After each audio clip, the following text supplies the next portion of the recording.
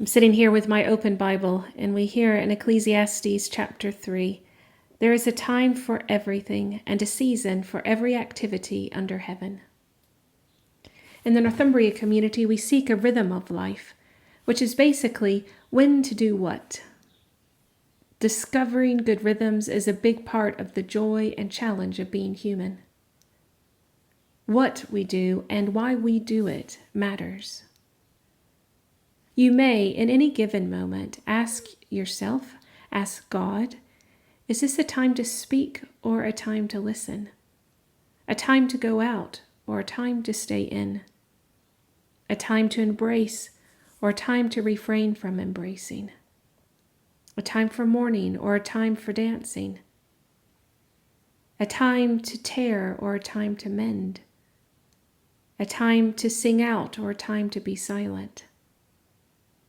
A time to kneel down or a time to stand up? What follows is a conversation recorded earlier in the week among the 3 leaders of the Northumbria community. Together we tell the story of an unexpected experience we had. We tell it in part as a reminder to pay attention, because you never know when, like Moses, you will be called to turn aside and see a marvel, hear a voice, and respond to it. Maybe it will be your own voice you hear, or the voice of another crying out in praise or lament.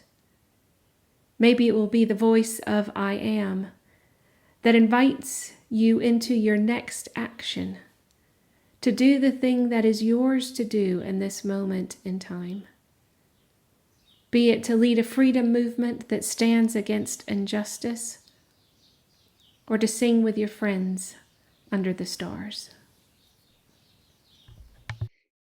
So, Sarah, you were talking about there being in the present moment.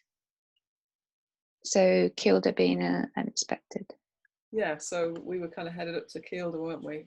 And we're wanting to experience that whole thing about, you know, the massiveness of God in the skies compared to us. And we stopped. We halfway up the track, we came across this art installation, and I didn't really even know what it was, to be honest. So when we stopped the car and went in, I was just interested in it, a bit like you are when you're a little kid and you're sort of walking into a tunnel and you realise that it echoes.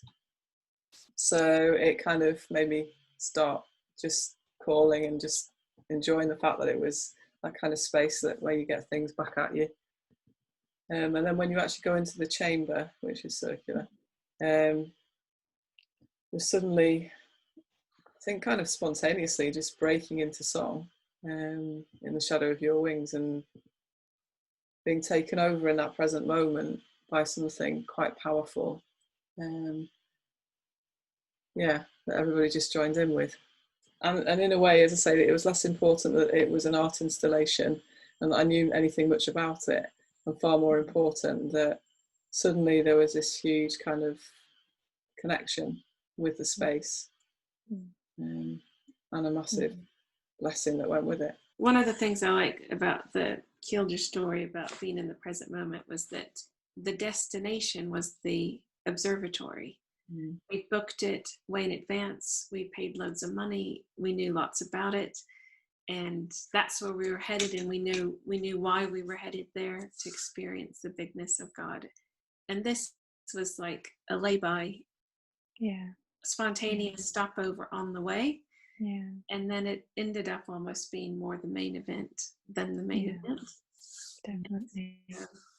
I think one of you had said something about the burning bush. The willingness. Yeah, it was very much. I'd been there to it's a beautiful James Turrell art piece of architecture. His renowned sky space work as an American architect all over the world. And it's got that kind of reminiscence of the Pantheon in Rome, with the big hole in the sky that if you stand in, apparently when it's raining you do get wet. So I'd been there not long after it had been installed, in about 2003 maybe, and so I knew it was there, but as you say, we were on our way to look at the big sky. We were on our way to glimpse far off galaxies. And it was such a place of invitation. As you say, Sarah, watching you kind of go, right, I'm in, as Catherine is trying to get me up the slope to actually get in, because it's a buried sculpture. I love it because of the way it is grounded. It's actually built into the earth as well as being available to the sky. But it was a come and see. It was an invitation moment. Together we've just shared morning prayer, and the Eata reading, the Bible reading from Deuteronomy is, I will be there. God says, I will be there, and it's a particular place. It's a rooted land place. And there was just this, beautiful calling. Sarah skipped in, we disappeared from view as we were scrambling up the side, and suddenly this resonant voice from a private space that I knew Sarah was in, because I'd been before.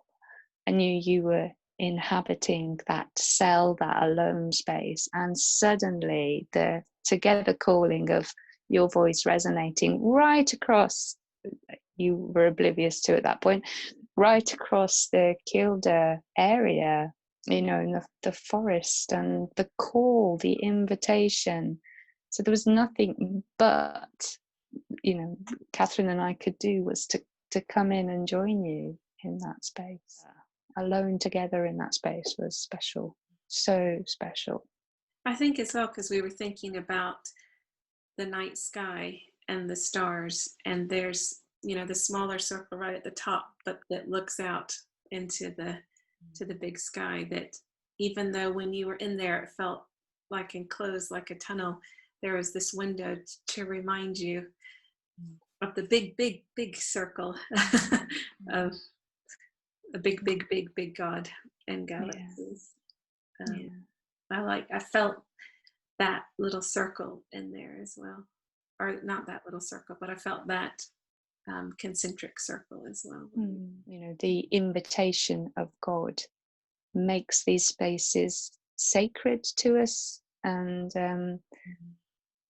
the thing that drew me, the chords of love that drew me towards Celtic spirituality and following the good ones of old, of our indigenous land, brought me to understanding that every space and place is sacred, and enriched by the presence of God. It's not that there are just individual places. Every place can be that burning bush experience of come and see, come and step aside. I use that word enriching because we are enriched. The three of us are enriched by that story. And that place, therefore, for us will be sacred to go back. Every place where we are invited to put our feet can be that engagement with God. And yet some land has a story, and one of the reasons I think we went to the Kielder area, understanding, was the year that as a community we were looking at Oswald, following Oswald for Easter, and knowing that land itself had been walked upon by other people following Christ, it itself was a place of pilgrimage. I think the other thing that struck me about that space is, in a way, it was devised for, I think if you go at a particular time of day just before sunset, I think there's a kind of whole light thing that happens in that space, and that's kind of how it was devised to sort of work. But we were there before that time of day, and it actually took on something different for us. There was a different way of receiving blessing from it, if you like. We weren't able to stay for the light, for the sunset, because we had to go up to the observatory. But actually what we experienced there, which was a kind of different purpose, was actually the one that really blessed us. So that was quite interesting. I just think about it, even like when you wake up in the morning, you think you know what the day might hold, or you think you have a sense of what the highlights and the lowlights might be or something. But then when you actually step into the day, there's surprises awaiting you. And I thought, the big thing of that day was going to the observatory. I've been wanting to do it for years. And yet the biggest gift was this unexpected detour. And I think we each had a choice in the moment, alone and together, about, are we going to feel self-conscious about singing? We don't know who else is out there. Perhaps we felt like we had a time pressure that we needed to push on and get to the real goal of our journey. Yeah. But all three of us individually, I think with some kind of availability and vulnerability to play and to have the encounter and to experience it, we all lent into that moment. The call of Sarah Hay's voice from out of this little kind of what felt like a grassy, mossy hobbit hole. Yeah. The top. Yeah, good description. And she'd run ahead to play. And it was like my heart started responding even before I conceptualized what was happening. I just couldn't wait to get there and to play in the space as well.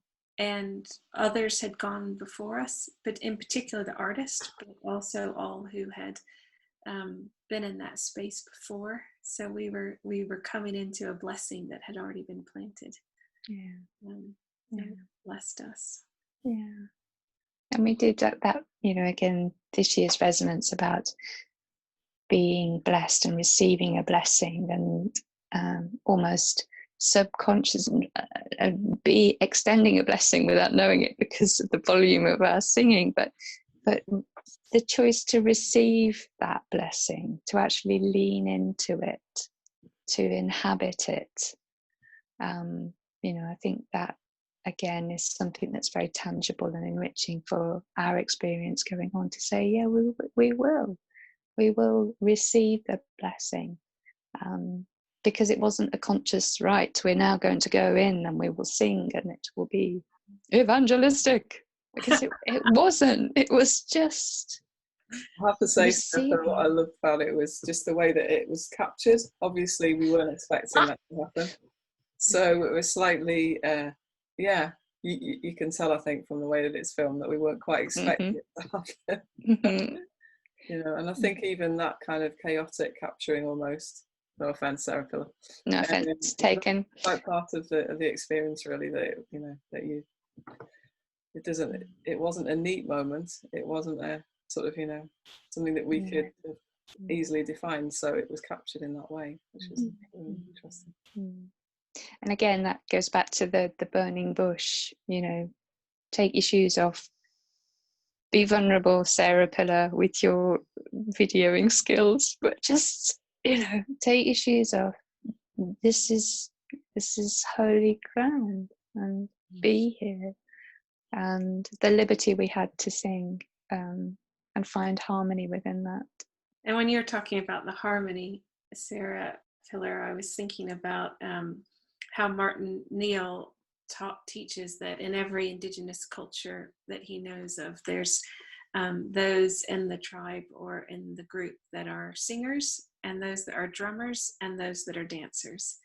And the drummers encourage the dancers, and the dancers encourage the singers, and they're all kind of working together to draw out this song. And I know I felt in the past that the three of us had to be delineated, that Sarah Hay's a drummer and Sarah Pillar is a singer and I'm a dancer. And there was something as well happening in that moment for me. I know my overwhelming experience was about the movement and the way the sound was making me want to move. And you can see in the video, but I was like hopping up on the on the little benches. And there are some outtakes that we may share eventually.